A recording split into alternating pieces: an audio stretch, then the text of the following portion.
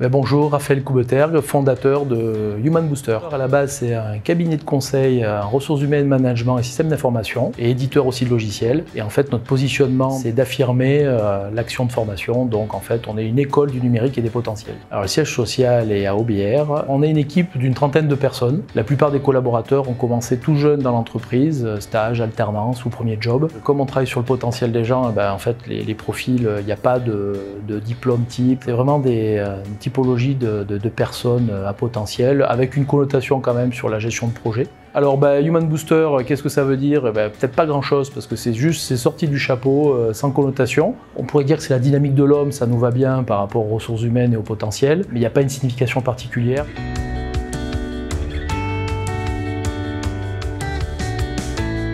Human Booster fait partie d'un groupe qui s'appelle le groupe Inspire. Donc en fait, on fait du conseil, on apporte des solutions aux TPE-PME. Et la particularité du Human Booster, c'est que finalement, c'est une mise en œuvre concrète par la formation, d'une bascule, d'un diagnostic, d'une réflexion stratégique pour des dirigeants d'entreprise ou des salariés. L'innovation, elle est essentiellement sur nos outils qui permettent de rendre la détection des potentiels chez les gens d'une façon factuelle et scientifique, qui permet de pouvoir intégrer un profil en formation sans regarder des prérequis compétences, mais bien de sa capacité à apprendre. Donc l'innovation, chez nous, c'est Equinox qui le matérialise, c'est notre philosophie. C'est un outil de mesure des modes de fonctionnement, autant sur le potentiel que sur les comportements. Finalement, c'est notre ADN que l'on met partout et c'est là où on peut se différencier. On a une particularité chez nous, c'est que ça fait 15 ans qu'on fait ce métier sans regarder la concurrence. Ça paraît très prétentieux de le dire, mais en fait, des fois, il vaut mieux pas regarder ce que fait la concurrence, juste d'avoir des convictions profondes, de les porter, de les défendre. Mais voilà, donc on a vraiment un parti pris de se dire, on fait juste nos convictions et si ça marche, tant mieux.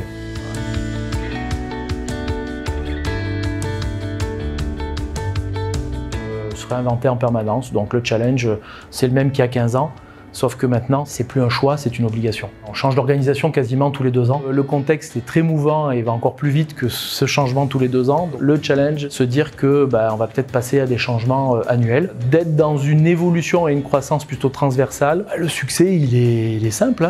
Le succès, ça fait 15 ans qu'on le fait, avec plaisir. On est toujours là, en s'amusant et en faisant juste ce que l'on aime. Alors on pourrait parler de chiffre d'affaires, on pourrait parler de typologie de clients, mais je crois que c'est plutôt une équipe qui se fait plaisir au quotidien et qui est toujours là.